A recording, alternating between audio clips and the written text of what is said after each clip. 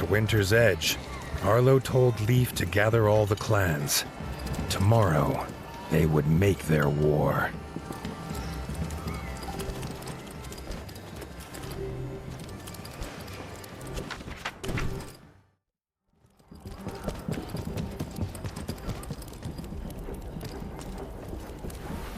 Arlo went to bed, for once without despair. The king and the warden's forces together would make a last stand. They would sing of it forever. He wondered what sort of tale it would be.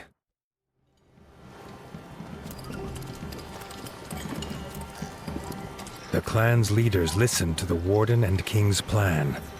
They were nervous of this flying contraption, but their fear was as nothing compared to their iron will. They would take the mountain, the Sky Scorcher, and Count Kazak himself. Raising their weapons in salute, Arlo was glad to see his friends united, though the feeling was bittersweet. It seemed impossible all would return.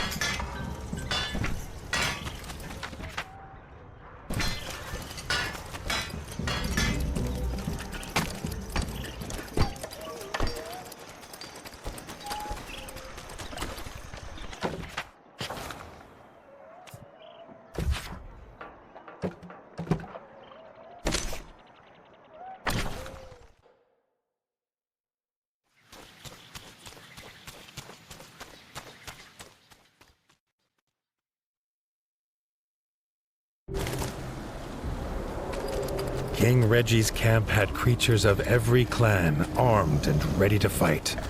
At its heart, Bertle waited. Arlo felt again the sense of safety at the turtle, and took it as a good omen. Bertle bellowed the order, and they felt the ground fall away. The ship lurched, as did the soldiers' stomachs. They held their nerve. Against the bats, they would need it.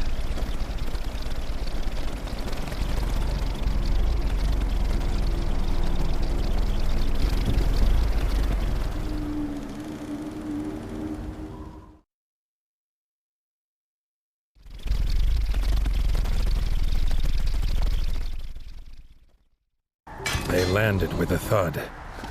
Arlo loved mountains, or had loved the thought of them in the great tales of far away. But this one he did not like at all. Its icy wind chilled more than his fur. They made hasty camp, readying themselves for the fight. Keeping busy stopped the frost from biting.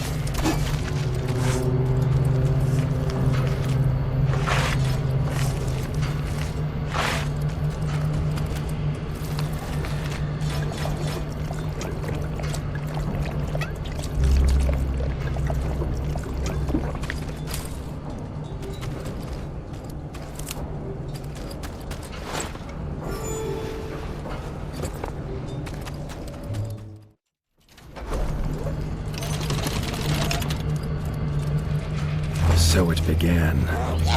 Side by side, the king and the warden hacked a path through the baths to the walls of Cauldron Castle. The way was shut, barred and guarded. Leathery wings beat all around. If they could not open the gate, it would be all for nothing.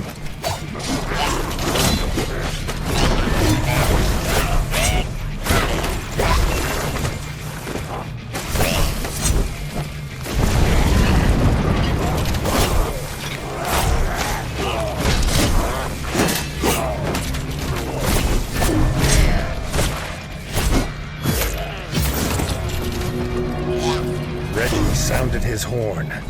Out of the icy haze came Dennis, a barrel on his back, its fuse lit. The king had come prepared.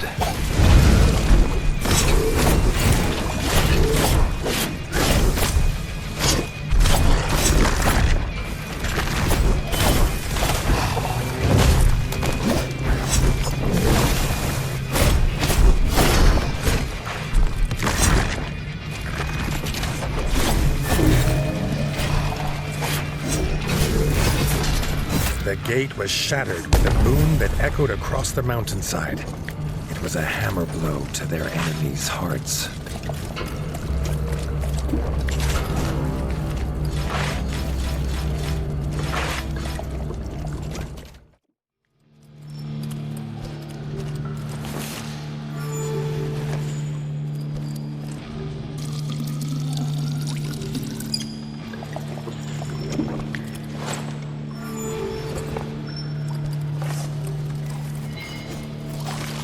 Inside the castle, they found themselves in the chef's store. Before they could be disgusted at the contents, they had to take care of the chef.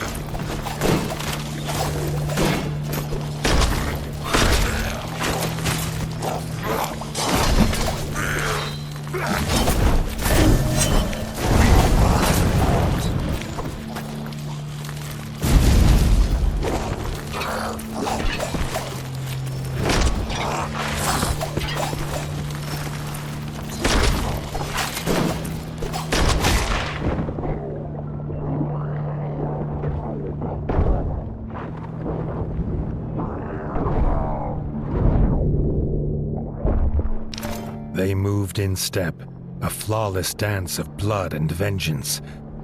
Neither knew that their own blood united them, but perhaps, just then, they felt it.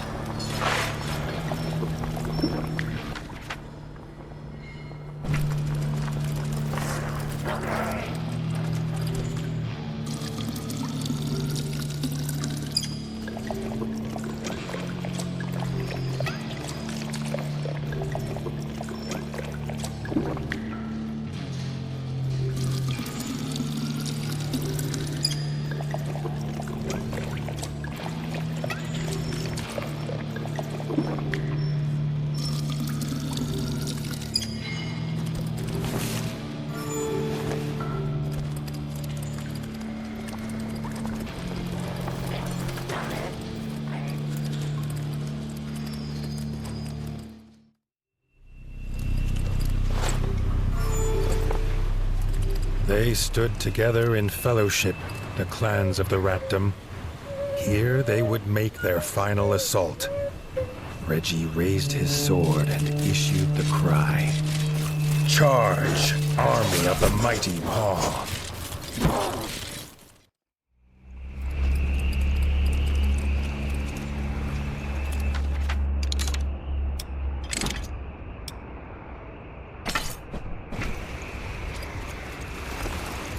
Emerging through the mist at the base of Mount Cauldron, Arlo came upon the king, locked in combat. Count Kazak and his undead Sky Scorcher. Arlo rushed to his side. But again, he was too late. The Sky Scorcher was gone, flying to the summit with the king in its claws. The despair took hold. Just then, he heard his friends fighting on. He could not abandon them. He stood tall.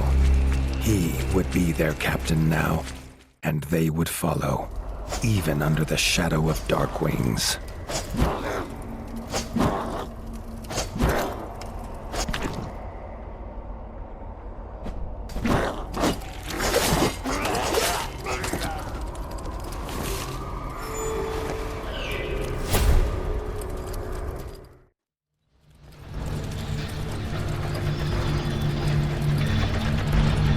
Arlo found Rita battling the Darkwing Smith, but the Smith's mighty hammer soon overpowered her.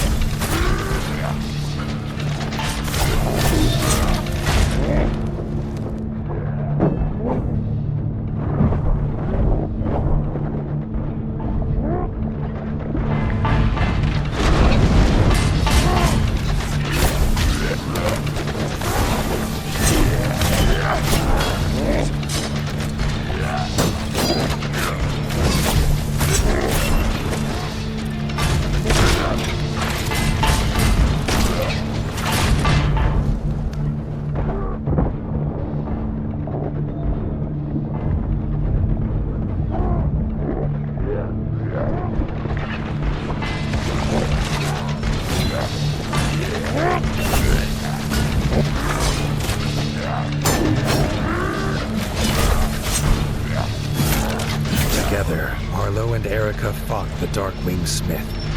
The fiery heat at the heart of the mountain burned hotter than any forge.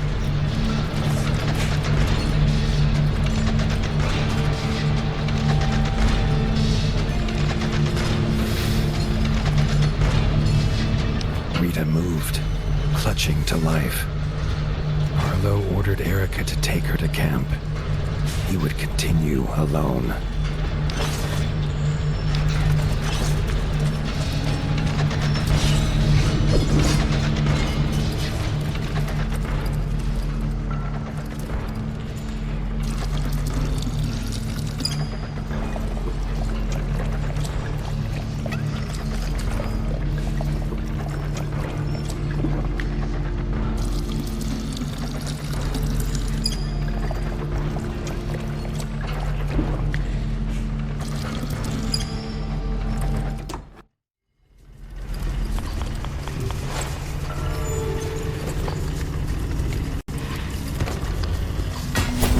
Whiskers twitched and crackled. There was dark magic here. Sky Scorchers in cages, abominations made by some spell.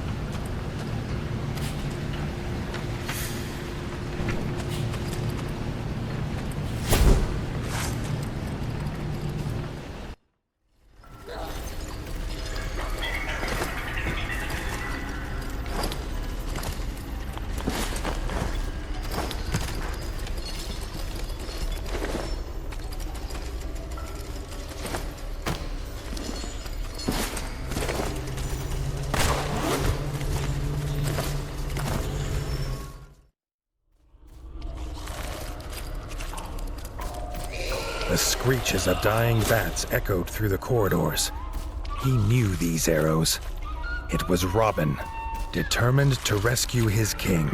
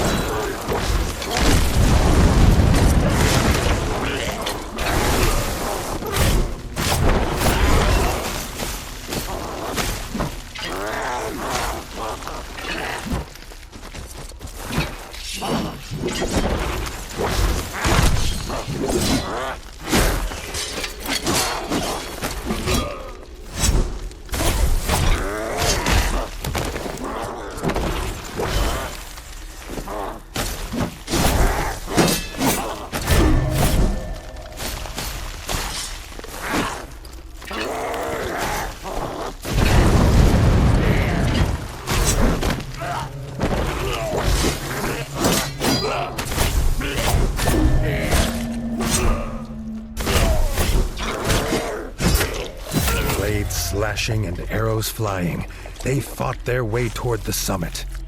Would the king be alive when they got there?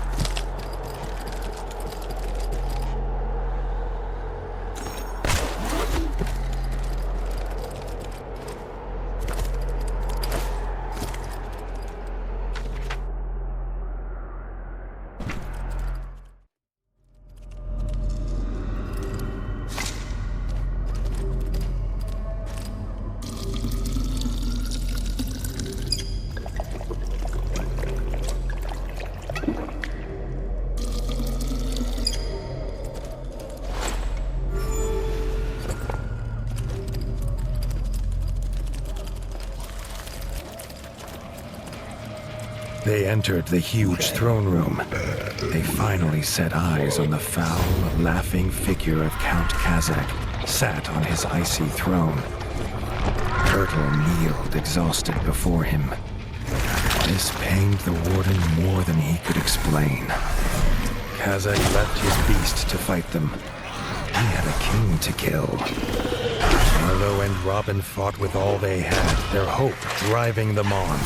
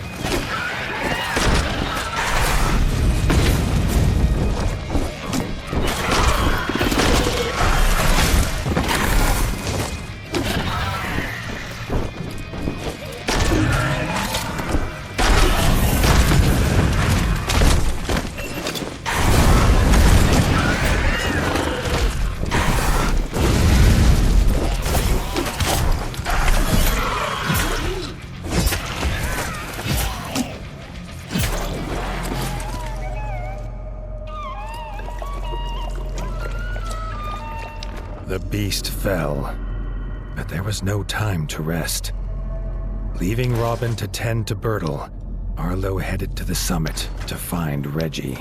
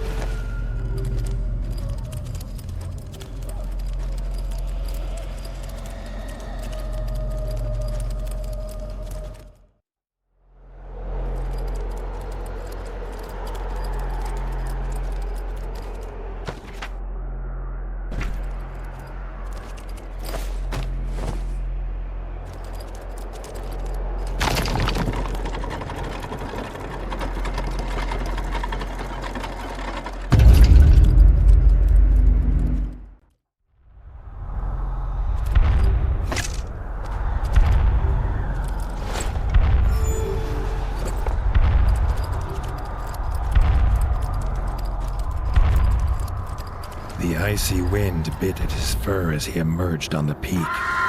He saw, silhouetted in the mist, Count Kazak, and in his claws he held King Reggie, dangling over the edge. With a shriek of victory, the Count let go of the king and seemed to melt into the fatal mist. They flew into battle. The warden and the Count's weapons clashed, echoing across the mountain.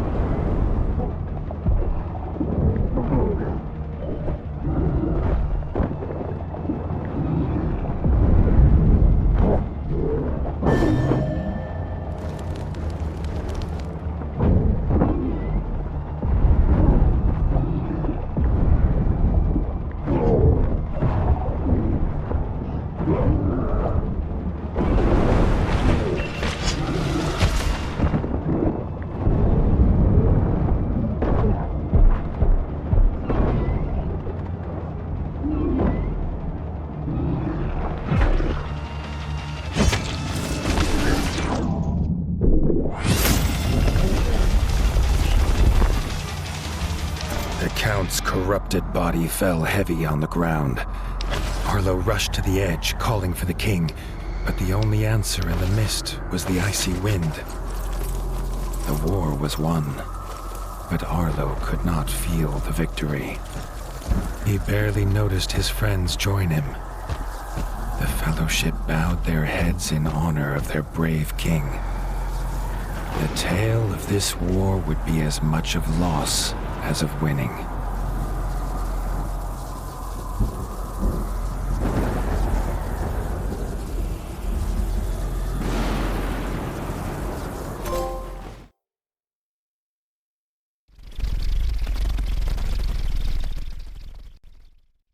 They returned to the Crimson Keep in near silence, each with their thoughts.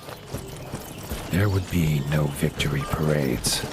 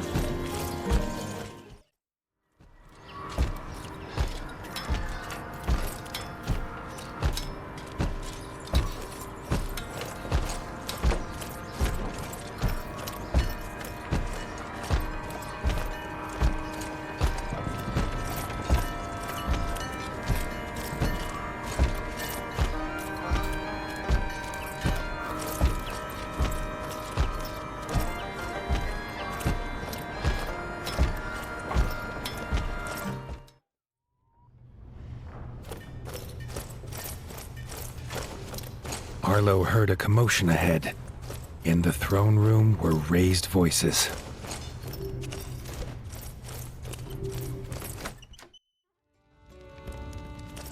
Bertel stood in front of Reggie's throne, holding the crown, asking who should now carry this burden. Dennis barged forward to claim it. He was brother of the king. It was his by birth. Robin stepped forward and proclaimed that Arlo was rightfully king. Without him, there would be no kingdom to rule. He had proved himself on the peak. He was not alone. Leaders of the clans stepped forward and echoed their favor of the warden. Arlo objected. He had no claim here. Bertel slammed his staff into the floor to silence the rising voices. He had a secret to tell. Arlo's father was King Rattus. Bertel himself had delivered him as a child to the warden. He had a claim, if he was willing to take it. Arlo felt the truth of it, and the paw of destiny seemed to push him forward to take his place upon the throne. Bertel placed the crown upon his head. The weight of rule was his now. Dennis had been forgotten in the shouts of joy from the clans. He raised his blade and swore vengeance. It was his birthright, and he would reclaim it from this usurper. Arlo set aside the warden and became the king. A new dawn broke over the land, bright and clear. The king sensed it would not last. The promise of his half-brother would surely mean war would come again. But that, as they say, is a tale for another time.